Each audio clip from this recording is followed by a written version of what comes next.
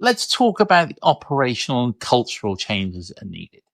If an MSP is going to become a resilient organization, we're all convinced they have to, then what they need to do to become a resilient organization, as opposed to being able to say, hey, yeah, we deliver resilient services. Yeah, very much. You have to make the change from thinking of it as a technician, honestly, is the biggest thing. You have to drop your technician glasses and put on your business glasses for a lot of these things, because it is about your unique position as an MSP. Oftentimes, you know and understand your client's business operations better than they do. You're in a unique position to see where things can go wrong, but you also need to be able to turn that inward. So let's talk about everybody's favorite topic, the rise of automation and AI. Well, we know this offers faster detection and response, and many things, including comprehensive and seamless and other good LLM words. But it also brings new dependencies and risks. How can MSPs balance innovation with resilience? Furthermore, how can they ensure that automation strengthens their security instead of weakening it? Identifying a threat or identifying a situation to where you need a instantaneous response, AI can handle that and scale. But the danger is you can move too quickly. If you're seeing something that looks suspicious and the automated response is, hey, let's cut off these services, let's remove a user, let's change passwords, let's lock them out, that can be great. But the balance of that is the human, is you do need to balance the AI, the automation with the human element.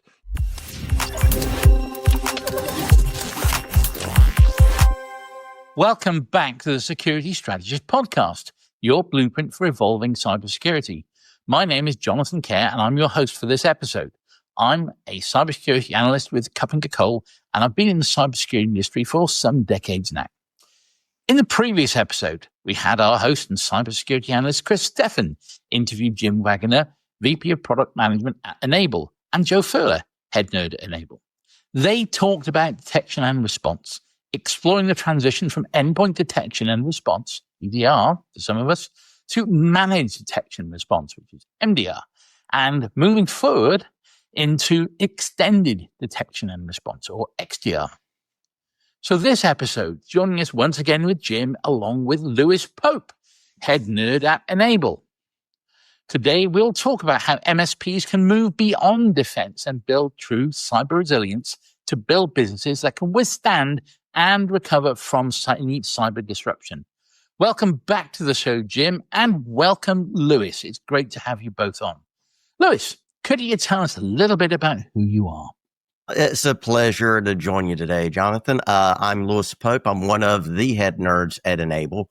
My focus is on security and compliance, so very much the practical day-to-day implementation of security controls, best practices, and just the dirty work of getting these things done in the trenches. I came from the MSP space myself.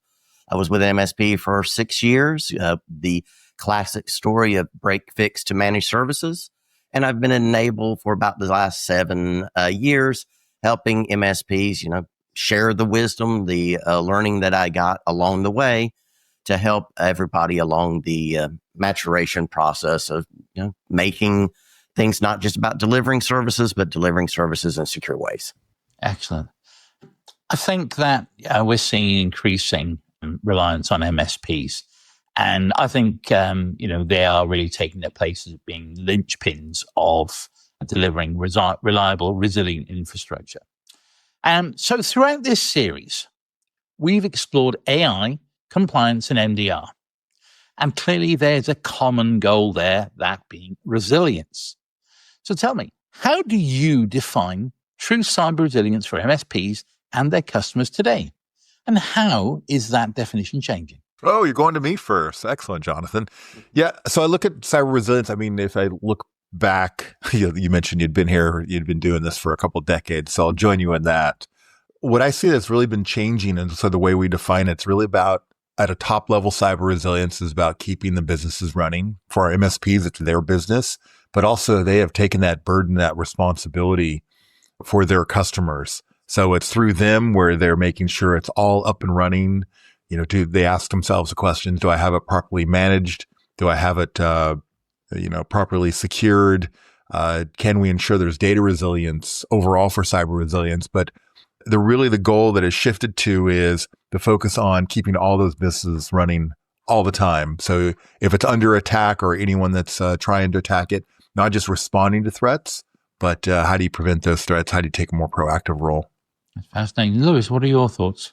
I think it's a change in the market, change in responsibilities, change in expectations. The ability to be able to continue or return to normal operations as fast as possible is more and more what MSPs are being asked to do, rather than just make sure the computers turn on, make sure the printers print. So that resiliency part is really in the no matter what happens, we want you to make sure that we can continue to operate. And, that's business continuity. And traditionally, that's been more enterprise, mid-market. Larger businesses had continuity plans. But now we're in a world where really even the smallest business needs continuity plans. They need to know that whenever the IT infrastructure is down or unavailable, that the business can continue to operate in some function. That's simple things and big things, like making sure that, the bills can continue to be paid for the company, but also bigger things like making sure that, like, if all of a sudden IT systems are down, you don't have food rotting in delivery trucks because nobody knows where to go. One of the things I'm researching right now actually is kicking off a report into software supply chain. And I think one of the things that we are seeing is that those larger enterprises and even the medium ones are actually now demanding more resilience criteria from their software supply chain. And we always heard the stories about how, they get compromised through lax email security or lax phone practices. And of course, these things always will be part, I think, of the human equation. But I do think, as you say, that they are looking for this increased resilience to attack. So we're not saying you have to resist every attack, but when an attack comes your way, you have to be able to survive it. And I think that there is where the MSP really shines. Jonathan, going on the research that you're doing, we're seeing that same thing. And right now, I imagine you're seeing it. It's with the questions that are coming out around AI.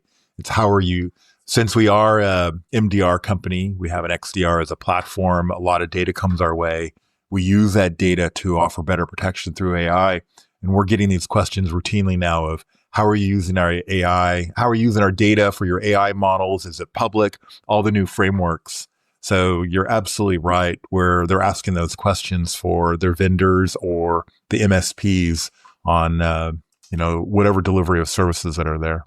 Are you seeing a increased demand for compliance? Or are you having your customers, the smaller ones, coming to you and say, hey, we need to be compliant with PCI DSS, we need to comply with HIPAA or even perhaps GDPR? Yeah, absolutely constant. So Lewis is actually our compliance expert as a head nerd, which is pretty unique as I see to the company, where he has MSP experience and his focus is on making sure they're successful. He's recently, as the last few months, become the compliance expert. So Lewis, what are you seeing?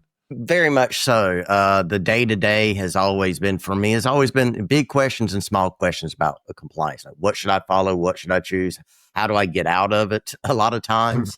But, just from what I'm seeing, just the UK on the 12th, they submitted to Parliament the UK Cyber Resiliency Bill or Act. I forgot the exact name of it. But that puts MSP squarely in scope now for being considered part of the supply chain. So MSPs are going to be having a lot more attention applied to them globally across the board. Compliance is coming for you whether you are prepared for it or not. It's going to come in the form of client attrition, where you're going to be losing opportunities because you're not speaking to and offering and handling it for your clients. And it's going to be missed opportunities as well, because if you're avoiding it, unfortunately, you're avoiding what people are looking for help with right now. Reminds me of something one of my former colleagues in Visa said. He said, well, if you don't believe in compliance, the important thing to remember is that compliance believes in you. Right. So, that's really interesting. Perhaps we can return to that further down the conversation. I would like to turn, since we have a head nerd in place, I'd like to turn to some tech questions. And I know many MSPs see resilience as a problem with technology stacks. And, they think about, backups, EDR, MDR, these, tech Right. chunks, if you like. But let's talk about the operational and cultural changes that are needed. If an MSP is going to become a resilient organization, and I think we are all on this podcast, we're all convinced they have to, then what they need to do to become a resilient organization, as opposed to being able to say, hey, yeah, we deliver resilient services. I think there's more of a sea change there. Yeah, very much. You have to make the change from thinking of it as a technician, honestly, is the biggest thing. You have to drop your technician glasses and put on your business glasses for a lot of these things, because it is about your unique position as an MSP. Oftentimes, and understand your client's business operations better than they do. You're in a unique position to see where things can go wrong, but you also need to be able to turn that inward. And you have to be able to turn that inward and start thinking about things like, I'm not thinking about responding to an attack. It's like, okay, we need to plan out for the attacks. We need to threat model. We need to maintain a risk register for ourselves, for our clients, threat modeling for each client. And that sounds like a lot of times whenever you start saying that, it's like, oh, that's a lot of time. That's a lot of effort. How am I billing for that? How am I going to make profit off of that? And it is one of those harder things for a lot of MSPs, because a lot of this stuff is what I kind of put under the banner of vCISO or fractional CISO services, or even compliance as a service if you want to be more narrow with it. But it's like, this is a different thing. This is not something that you typically matches really well with the normal hourly billing for certain things. Now, there's obviously ways that you can do that where you're accounting for it and you're getting paid for it. But it does feel like at first something where you're doing a lot of work for not a lot of value and a lot of return on the time and the investment you're doing. But you have to look at it from what risks am I reducing for myself long term? What risk am I reducing for my clients long term? What opportunities am I covering? Taking the time and the effort to be at the boardroom seat, in the QBRs, at the long-term business planning meetings for your clients. You need to have that seat there so you can help them, guide them, and put your fingers on the scales of which direction they're going to be going. Let me add a little bit, Jonathan, is on the operational aspect, as Lewis is mentioning, to help illustrate that one thing we do with our customers, but we also did internally here when I first joined, is we went through a tabletop exercise. So it was less about the technology, but they asked the questions. We literally, all of us got into a call or onto a virtual table, and they were like, you just got a call that someone believes that they've been compromised by ransomware. What do you do? So that whole what do you do scenario. And it was less about technology. And it was like, okay, who do you call? What's your next step? What's the next procedure? And then everything I answered, they're like, and then what did you do? And then what did you do? And then what it did is it helped us as a group understand and identify whether or not we were prepared for an attack. And it's the same activity as Lewis is illustrating there of what you would do with your customers if you're doing a risk profile. And I think that changes the conversation. And it wasn't about technology. It wasn't like, hey, let's go do an antivirus scan. It was about, okay, do you know who to call? Do you know how to determine? Do you know if something has gone down? How can you identify those? This is a serious thing. So I'm not at all lighthearted about this. If there was one thing I would like the audience today to take away from this, is that the world has changed. You are not in the position where you can go, hey, how are we going to respond to an attack? An attack will happen. So it is not if, it is when. And therefore, you must be planning actively for an attack. And yes, the tabletop exercise is a great place to start. And you will discover, like, hey, we don't know this. This is not instant. And when an attack happens, you need to have those instant, rehearsed, planned responses for you and for your customers. And I think the difference is, well, people say, well, where's the ROI? Well, the ROI is your customers stay with you and don't go to somebody else who's doing this. It's brand. It's like you're saying, it's like when there is a shift, when you're thinking about cyber resilience, when you're taking on the business of an MDR or security operations for your customers, you're switching over from managing their assets becoming that trusted individual, that trusted security. It's where they're going to go to if there is an attack, whether it's, hey, you're notifying them or they think something is wonky, but they're going to come to you, and you do need to have those answers. You do need to say, I've kept your business running constantly. It has not gone down. And to be sincere, if your customers, the MSPs, if they do this right, they are earning the right to be part of those conversations, part of the QBRs, part of any business planning events that their clients will have, because they are delivering critical resiliency to their clients. I think that's really important. Actually, it is, as you say, it is a true differentiator. So let's talk about everybody's favorite topic, the rise of automation and AI. Well, we know this offers faster detection and response, and many things, including comprehensive and seamless and other good LLM words. But it also brings new dependencies and risks. And I guess the question which I'd like to put on the table now is, how can MSPs balance innovation with resilience? Furthermore, how can they ensure that automation strengthens their security instead of weakening it? Excellent questions. So it's very practical and it's very obvious. If AI is great, automation is great. Identifying a threat or identifying a situation to where you need a instantaneous response, AI can handle that and scale. But the danger is you can move too quickly. If you're seeing something that looks suspicious and the automated response is, hey, let's cut off these services, let's remove a user, let's change passwords, let's lock them out, that can be great. But the balance of that is the human, is you do need to balance the AI, the automation with the human element. Examples could be, wait for you to get a human to respond. I can act at line speed, but there might be a logic prompt that says something like, hey, we're about to cut off access to everyone in your organization. Would you like me to proceed? You might say yes, you might say no. The other one is maybe even a human-initiated rollback, or just in general involving that human element. Looking at a detection, AI can do so much, but then also asking an analyst, hey, can you visually look at this? We see that you're actually going to need both.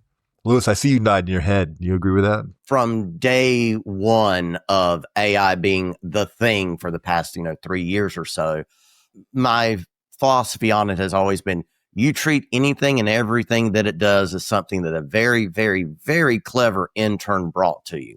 But you still have to double check it. You still have to verify it. You still have to make sure, because they don't have the wisdom that you do as, in this case, as a human, to, really understand the implications of what it might be trying to do. But I think it's healthy to view it also through the lens of, well, let's think about our relationship with other tools. 10 years ago, it was, I have an AV. I've installed a managed AV. It detects things. And then, well, if you never go look at what it detects, if you never go investigate the alerts, that was really hard back then. The AV just said, hey, I caught this thing at this time, at this location. Here's the generic name for it, but I'm not telling you anything else about it. For me, that's the equivalent of the AI black box. If you're not going to take the time and the effort or have the skills to be able to go beyond what the AI could do for you, you're still at a loss. You are delegating a weakness in a way. If you're taking that approach of the AI is in place and we're not going to have the human in the loop, you have to, I don't want to say break out of the hype, but also break out of the hype. Be a little bit more specific about it. Be more specific whenever you're talking about AI. Say, no, I'm referring to an LLM. I'm referring to robotic automation processes. I'm referring to machine learning.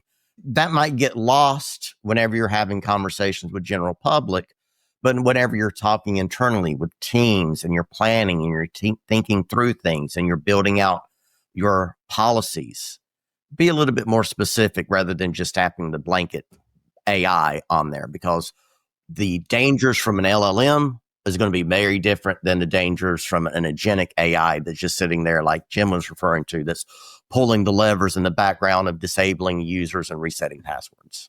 I agree. And I mean, in the world of fraud, which I've some experience with, we've seen machine learning make some dangerous decisions. I'm reminded of a group of very bright AI scientists, or machine learning scientists, I should say, who developed an anti-fraud system for a large hotel chain that we probably all stayed at.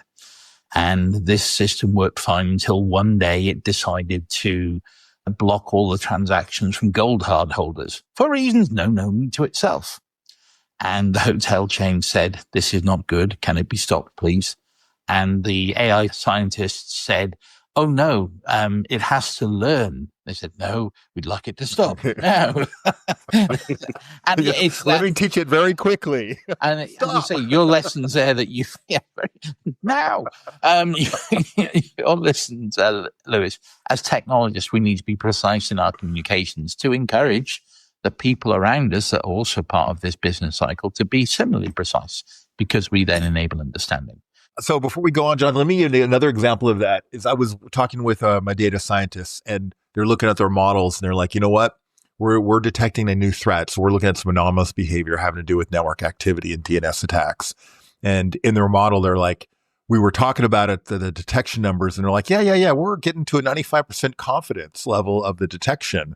He's like, that's usually pretty standard, or maybe 99%. And so part of the human add-on to that, beyond the statistical model, is I was like, well, if you think about it on a million events, if you're only at 95% confident, that's a lot of events, a lot of detections that would need to be responded to. And so when you're striving for numbers of how accurate you want to be, you also need to think about what else can we do beyond a detection model so that the humans involved don't have to constantly chase down alerts. And that's a nice combination of the AI, the people, the data sciences who are leveraging it, but also that human element of knowing that every alert we send a customer, if there is manual intervention where they have to do visual inspection, that's a lot of time that they're spending looking at that, where those are things that we need to do for them. So good point that you had. It's very tempting to quote Marcellus Wallace from Pulp Fiction and say, we don't want to think, we want to know. But the reality is that with that... That wasn't the quote I was going to go after, but okay. For those of you listening, Jim just... No. But the reality, and I think, is that you have to say, actually, what can our human analysts actually cope with? And therefore, we make a decision. Yeah, what is that threshold? What are we going to let by and what are we going to block? Because those are important decisions that affect the customer experience. That's right. And I think we're moving on to something else that I'm very interested in here. We talked about compliance, and perhaps there's something else we can say about compliance where, I mean, I've been a compliance auditor in my life, and I know that many organizations went, hey, we've hit the deadline, right? We can forget about this for another year. So you had compliance, and then you had this kind of bell curve where they went downward and then started to climb back up again. My question to you, and Lewis, I'd like your experiences for definite here, but also Jim, how can MSPs turn compliance frameworks into ongoing resilience programs? So I think that's what protects their clients and their business reputation. I think the best approach is that you break it into a couple of really well-defined functions so that whenever you're doing anything around it, you're always thinking about kind of these 4 core things. Is 1, implementation, 2nd, monitoring, 3rd, verifying, and then 4th, auditability. Those are like the 4 things that you're really, if you're going to do compliance, those are the 4 primary functions to me. You have to be able to do it.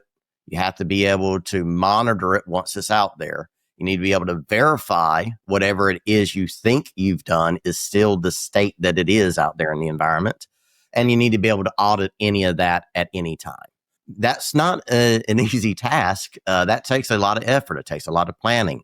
It takes, putting in the proper effort on asset inventory, on discovery, on threat modeling, on having those business data sensitivity conversations, the business workflow breakdowns, the obligations, the industrial regulations, the legal regulations they might have. All of those things have to come together. And luckily, a lot of that is handled underneath established frameworks. They tell you what you should be doing mostly. Sometimes you'll get vague language like proportionate and appropriate security controls, which kind of leaves the door wide open sometimes to, well, that means I can do whatever I want. You can do whatever you want, but it still needs to be proportionate and appropriate.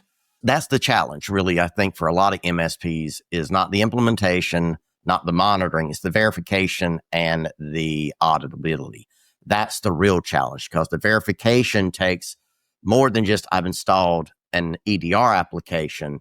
It's I've installed an EDR application and I'm monitoring the health of that EDR application on my endpoint from a side channel, from another way. So that way, if that EDR agent is ever defeated by an attacker, I've got a set of eyes monitoring it, telling me to say, hey, EDR is not running. EDR has been uninstalled. EDR services have been removed, whatever it may be. And then not only knowing and figuring out how to verify for that state, but then how do I produce reports that makes that an auditable condition for me? That makes a lot of sense. Lewis, I beg your pardon. That was Lewis. I say, Lewis is the good-looking one. You and I are the ones that have got like portrait in our attics. Rounding off, I think I have an important question for you both. If you could offer one piece of advice to MSPs who wants to build a cyber resilient business that can withstand the next wave of disruption, we know it's coming. We don't know if it's AI-driven attacks. We don't know if it's new regulations or market changes, but their next wave of disruption will be coming. So what would that one piece of advice be? I think during this podcast, we've all talked about it, and it is assume it's going to happen. Take action now. That's the advice, is don't ignore it. Don't think it's going to happen to somebody else. Lewis and I were in a customer conference together, and we were talking about ransomware attacks. And I just arbitrarily asked the question, how many of you have been attacked? Not do you know somebody, but how many of you have been attacked and how many of you have paid the ransom? And more than half the room not only raised their hand, but admitted in the room of a large number of people that they had paid the ransom. And that's just the world that we're in right now. It's not a theoretical thing. So if you're thinking about cyber resiliency, the advice is think about it not from a technology, not from people, not from process, but it's around culture, changing a culture where you need to always be on guard, but assume you're going to be attacked and ask yourself the question, are you prepared? And if you're not, then let's start walking through exercises to get you prepared. Reminds me very much of what my jiu-jitsu teacher taught me when I was younger. As people say, oh, what if you got attacked by this? What if they got this? It's just another incident. It's just another thing. And I think that's the same kind of approach that you and Lewis are talking about, is that whatever the disruptive event is, your planning should encompass that and have a prepared response which can scale and flex for the needs of that particular incident. You need your teams to be able to respond with urgency, not panic. Yes. Ooh, that was good. Yeah. Way to go, Lewis. I really do like that. Say it Quote to that. the audience: urgency, not panic. Urgency, not panic. That's awesome. I also think it's just like one thing is don't think you're going to go it alone. Form partnerships, find mentorship, go join peer groups. If you've been around for a while in the MSP space, there's still a culture of isolation for a lot of MSPs, where they're very protective of themselves, their clients lists, who they work with, how they operate, what they do. They're very siloed in the larger MSP ecosystem. Break out of that mentality. I think that's the really thing, is to go find those valuable partnerships that are going to help you, whether it's because you're finding somebody that you can offload something that you can't do. Maybe you're just in a position where an MSSP partnership is going to be a better path forward for you as far as, your business goes and your growth opportunities. Or if it's, partnering with, like Enable and Adlumin, our Adlumin MDR to offset your need to hire 24/7 staffing to respond to events. I think that's the biggest thing, is kind of drop the solo gunslinger persona. You're going to need other people. You can't do it by yourself. You're not alone. And I guess these people are going to be in all sorts of places. I mean, I've recently found out there's actually a thriving tech scene in northern Portugal, where I now live, and I'll be speaking at an event there. But again, it's like, wow, there's the environment, and you can network with these people. And again, these people are your customers. They are potentially your suppliers, but they can give you their experience, and that can really give a color and dimension to your plan. Well said. Okay. Well, look, thank you so much, Joe and Lewis, for joining us today. Also, thanks to everyone listening. We hope you took a lot away from today's podcast. For further information on what we've talked about, please head over to enable.com. That's n-able.com. We'll be back with another episode in our podcast series next week. Until then, please make sure you subscribe to this podcast on all major platforms and follow the conversation on our socials at EM360Tech on X and LinkedIn. And for more great daily content, head on over to em360tech.com. I'm Jonathan Kerr, and I'll speak to you all next time.